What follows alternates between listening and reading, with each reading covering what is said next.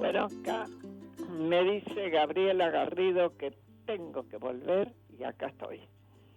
Estoy recibiendo a un gran amigo que ya estuvo otras veces también, Hugo Besetti. Hugo Besetti es psicoanalista, se ha dedicado mucho a la historia y a la historia ligada a la violencia en la Argentina. Sus libros son indispensables para entender varias cosas que tienen que ver sobre la violencia política de los 70, sobre todo, ¿no? Y ahora, bueno, lo vamos a saludar primero. Hola Hugo, ¿cómo estás? ¿Qué tal, Graciela? Muy bien, gracias. Bueno, me alegro muchísimo. Pablo y yo pensamos cuando leímos del fallecimiento de Oscar del Barco que alguien tenía que hablar sobre ese tema y alguien que lo hubiera seguido, que lo hubiera conocido, yo no sé si personalmente vos lo conociste, pero que nos hablara de toda aquella época pensada en clave de qué pasaba con los intelectuales y la violencia, de izquierda sobre todo, ¿no? Aunque también uno podría decir la violencia de derecha, porque un Mariano Grondona unos años antes había escrito la proclama de Onganía. Así que bueno, ¿qué pasaba con eso? Vos eras vicepresidente de la Asociación de Psicólogos, ¿no es cierto? Sí. ¿En qué momento eras vicepresidente? Bueno, eso había empezado, nosotros teníamos una agrupación que empezó, digamos, un poco antes de la dictadura, Ajá. digamos, hacia principios de los 70, ¿no? Sí, y sí. yo era vicepresidente en 1978, Sí. que es cuando fue secuestrada Beatriz Peroso, que era la presidenta. Exactamente, Beatriz Pelosi. Así es. Y ahí se desarmó todo. Bueno, no, vos decís, en cuanto a la institución, la asociación siguió, de hecho ¿Siguió? nosotros Sí. decidimos, digamos, hacer una serie de averiguaciones, es decir, alguna gente sí efectivamente se fue del país, es decir, no fue mi caso. No. Tomamos precauciones, digamos, Claro, ¿no? claro. Es decir, yo no ese mismo día con mi familia dejé el departamento en el que vivía, pero de cualquier manera durante la actividad de la asociación siguió, yo seguí haciendo, es más, hicimos Sí. una serie de digamos, trámites, pedimos entrevistas, de hecho yo mismo me entrevisté con algunas figuras en ese momento del gobierno. Sí. Pero bueno, o sea, no desapareció la asociación como tal, pero obviamente fue un golpe muy duro, por supuesto. ¿Y qué te parece? Claro. Yo lo recuerdo muy bien. Y decime, Hugo, ¿vos conociste a Oscar del Barco? Personalmente creo que alguna vez me encontré con él, pero no puedo decir que tenía una relación cercana con él. Bueno, él además vivía en Córdoba, ¿no? Sí, pero claro. de cualquier forma tuve más relación con alguien que seguramente vos sí conociste, que fue Toto Smuckler, que era muy amigo de él. Sí. Yo alguna vez me crucé con Oscar, porque alguna vez viéndolo a Smuckler, pero no, lo conozco más, y tampoco puedo decir que conocía o que conozco demasiado su obra. Para mí lo más importante fue lo que se desató a raíz de esa intervención y esa polémica que se dio en lo que se llamó la polémica del no matarás, ¿no? Exactamente. O sea que yo, más por su intervención en ese momento y por sus textos en esos momentos, en fin. Y su tengo coraje, conocimiento. y su coraje, ¿eh? Sí, sí, efectivamente, quien tuvo la valentía y la lucidez de decir algo que casi nadie decía en ese momento, de asumir una responsabilidad en términos extremos, digamos, incluso desgarradores a nivel personal, ¿no? Pero bueno, Sí. supongo que sobre eso querés hablar. Ahora, eso fue en el 2004. En el 2004, efectivamente. Sí. Se publicó, contanos un poco. Bueno, te cuento.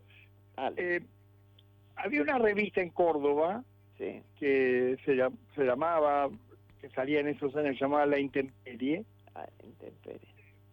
La revista la hacía, o por lo menos la dirigía, Sergio Smukler, uno de los hijos de Toto, ¿no? De Toto. Toto Smukler tenía un hijo desaparecido. Tenía un hijo desaparecido y él había tenido, bueno, él había formado parte, también junto con Del Barco, del grupo de intelectuales marxistas ligados a la revista Pasado y Presente en Córdoba. Hablamos de los años 60, digamos. Sí. Sectores ligados al Partido Comunista Argentino, desde jóvenes, digamos, ellos y algún quizás más conocido todavía que es Pancho Aricó, en fin, que en el año, digamos, unos cuantos años antes, en el 63, 62, 63, son expulsados del Partido Comunista. Así que la relación viene de ese grupo, que es conocido como los gramscianos argentinos, porque, bueno, a raíz de la importancia que para ellos tuvo en esa revista y desde antes, ahora, la lectura y la traducción de... quería preguntar una cosa. Estamos hablando con Hugo Besetti. Cuando vos decís de los gramscianos de la época, es decir, de los que saliendo del comunismo clásico, o staliniano, por decirlo de alguna manera, se apartaban y seguían la corriente de Gramsci, que era un pensador que discutía las ideas que venían dibujadas y obligadas, digamos. Y estuvo preso en Italia muchos años por decisión del Duce, del fascismo de Benito Mussolini, ¿no? Sí. Bueno, ¿eso influenció fuertemente? Bueno, allí te quiero decir, era un núcleo, y Oscar del Barco venía de allí, fuertemente intelectual. Ese es un primer rasgo, digamos, dentro de un partido como el Partido Comunista, que nunca tuvo, digamos, una fuerte actividad en términos intelectuales. Sus líderes no eran, por lo menos los que aparecían como los dirigentes máximos, no tenían demasiada estructura intelectual, ¿no? Estos eran muy jóvenes, estudiantes, en fin, en general en ciencias sociales. Oscar del Barco tenía una formación muy sólida en filosofía, pero también en literatura, etcétera. Y que entonces, en ese momento, digamos, sin dejar de ser marxistas, ¿no? Hay que decirlo. De alguna manera se puede decir que seguían siendo comunistas, por lo menos en cuanto a su visión del mundo, etcétera. Introducen esa lectura, pero en realidad no era eso lo que los lleva a ser expulsados del partido, sino también posiciones políticas que los llevaban más cerca de lo que estaba sucediendo en América Latina a partir de la experiencia cubana. Por lo tanto, tenían ese cruce. Que Moscú criticaba. Que Moscú criticaba, además lo que veían con... bueno, además se acercaban al peronismo, ¿no? Es un momento de un acercamiento de sectores de izquierda al peronismo, en fin. Es un momento es muy difícil sintetizarlo, pero que en todo caso tenía ese doble ese doble carácter, por un lado, de una extrema apertura en términos de discutir ideas y corrientes intelectuales. Para ponerte un ejemplo, Oscar Mazota, que es uno de los primeros lectores de Lacan y que desarrolla toda una enseñanza a raíz de a partir de la obra de Lacan en psicoanálisis.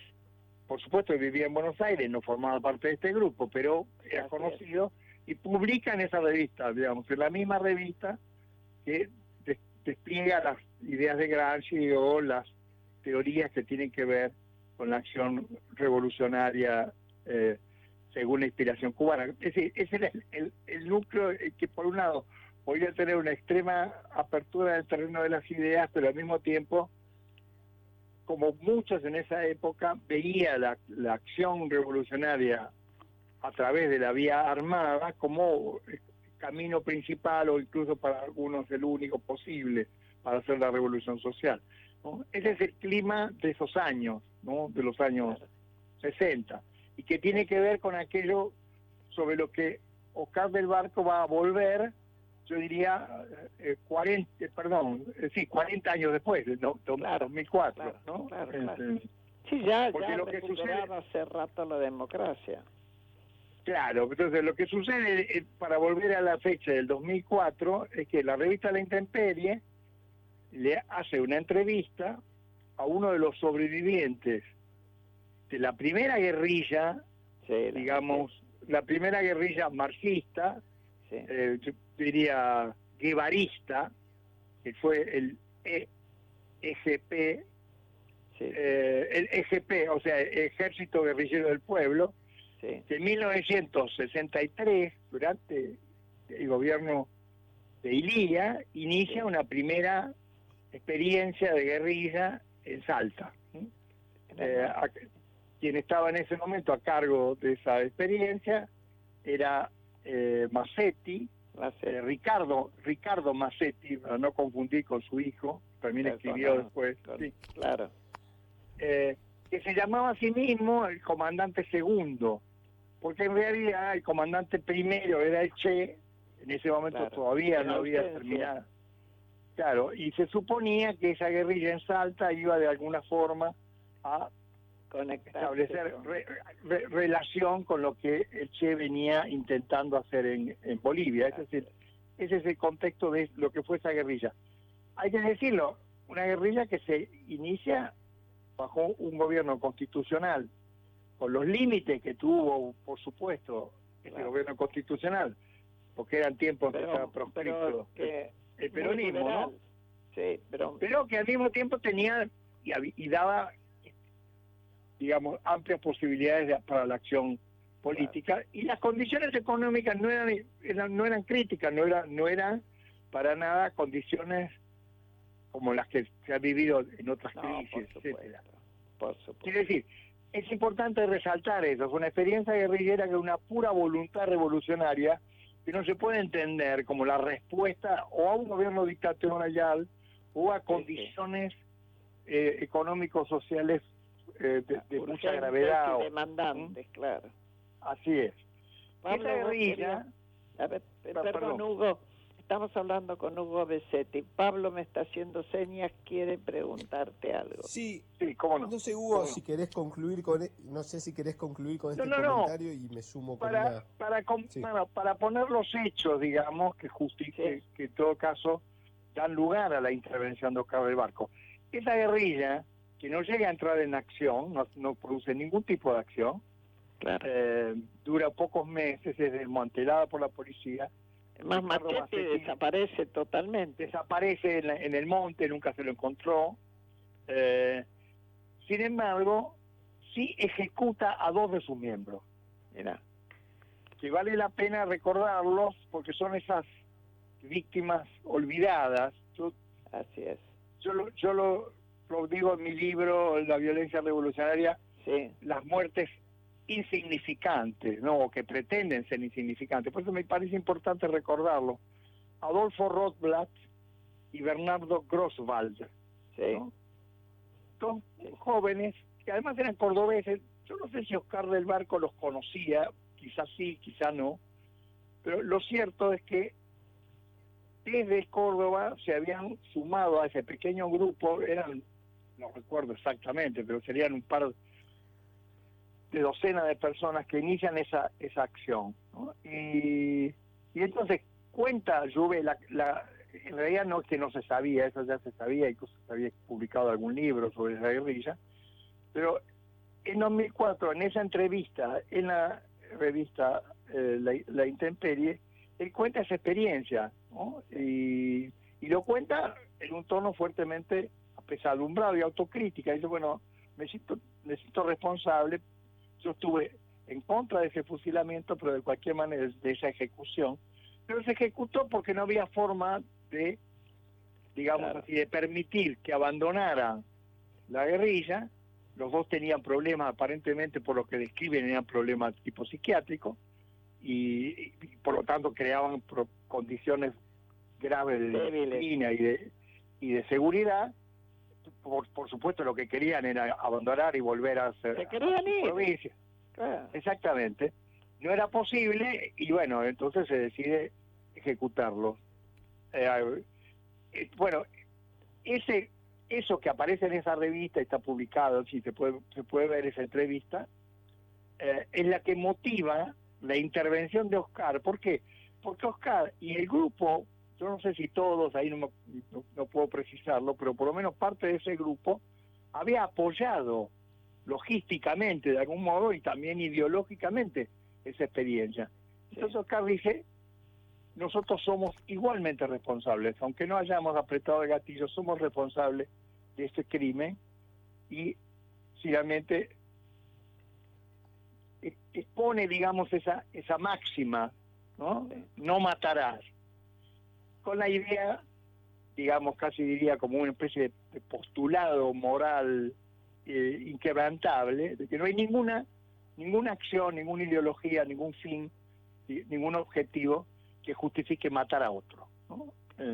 Eso generó un enorme debate, digamos, en ese año, en esos meses, que después se publicó. Bueno, esa es un poco son las condiciones de esa intervención muy valiente del barco, sobre la cual después podemos decir un poco más. Pablo, sí. Pablo. Sí, acá estoy. Hugo, a ver, justamente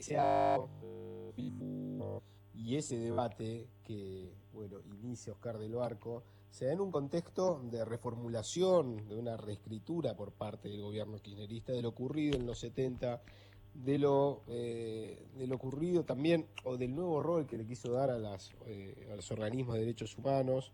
Ahora, por fuera de eso, estamos ahora viviendo con un nuevo gobierno que viene también a traer y a proponer una nueva reescritura de lo ocurrido en los 70, como que es quizás de una misión imposible encontrar una síntesis, quizás nunca se logre, pero esta cuestión de movernos hacia los extremos, ¿no? Sí, lo primero que hay que decir es que, bueno, ese debate, como sea, mostraba un momento en el que esa discusión era posible y tenía algún interés. Quizás no excesivo tampoco, porque probablemente no llegó más allá de ciertos sectores intelectuales. Seguramente. Pero de cualquier forma, era un debate, yo diría que no era tanto el debate que impugnaba como tal la idea misma de la izquierda revolucionaria, en fin, sino que lo que se ponía en cuestión era un debate ético, moral, pero también un debate político acerca de la relación entre los fines y los medios, ¿no? Claro. Quiere decir, y sobre todo por ese tinte moral, porque uno podría decir, el tema de la violencia revolucionaria y de la acción de las organizaciones armadas, etcétera, es algo que estuvo presente desde los comienzos de la democracia, incluso antes, en el exilio hay bastante trabajo que discutía sobre eso, y en muchos casos por quienes habían sido protagonistas, es decir, por quienes volvían y discutían y revisaban sus propias convicciones y sus propias acciones. Así Pero es. de cualquier manera, para poner un ejemplo, el libro que vos seguramente recordarás, Graciela, de Pablo Giussani, sobre Sí. Montonero, que se Uno llamaba de los Montonero, primeros, sí. la soberbia armada, que también en Sí. su momento generó un debate. Entonces, ese debate estaba presente, pero de cualquier manera seguía siendo un debate un poco abstracto, no sé si me explico. Es decir, bueno, era la violencia, la muerte, se justificaba la muerte o no. Esto coloca de un modo muy, digamos así, muy tangible, muy directo ahí, la figura monstruosa, digamos, de eso que no se puede llamar de otra manera que de un crimen, que simplemente por razones de disciplina, que ni siquiera están castigando una falta grave, están simplemente desembarazándose de dos seres humanos simplemente porque aparecen esos sujetos como inservibles para, ¿no? Inservibles para el objetivo de una revolución que además es un desvarío porque no tenía ninguna condiciones, y de hecho la propia policía en poco tiempo los persiguió y los disolvió, los liquidó. los sobrevivieron. Y con lo cual lo que saltaba a la vista era algo que golpeaba de un modo mucho más directo que lo que podía haber sido o lo que puede ser después una discusión más política. Así es. Bueno, te agradezco muchísimo que hayas estado con nosotros para hablar. Yo, tal vez en este momento, esto no sea un tema, una vez más, del cual no se va a hablar mucho. Sin embargo, yo siento que merecía el respeto de quienes hemos pasado por todas estas situaciones o parecidas, de rescatar a aquellos que, habiendo cometido un error, no insistían en el error o no daban lugar, por ejemplo, a que, como Claudia Gil escribió, silencio Cuba. Es decir, no se podía criticar, aunque ya no se practicaran los mismos métodos, pero estaba prohibido criticar aquello que se había hecho. Y Del Barco y Toto Schmuckler también se animaron a hacerlo. Vaya nuestro homenaje para ellos. Así es. Sí. Y diríamos, para añorar esa época en que estas cuestiones podían ser abiertamente discutidas. Y me parece que hay una distancia muy grande con lo que hoy significa, digamos, directamente una especie de trinchera en el que todo se iguala, ¿no? Porque cuando en el gobierno hablan de zurdos, ponen por igual, digamos, a todo lo que puedan tener alguna idea, digamos, que choca con sus creencias y con su fundamentalismo, digamos, de mercado, ¿no? Así es. Gracias, Hugo. No, gracias a vos, Graciela. Gracias, Hugo. Bueno, un abrazo muy grande para ustedes.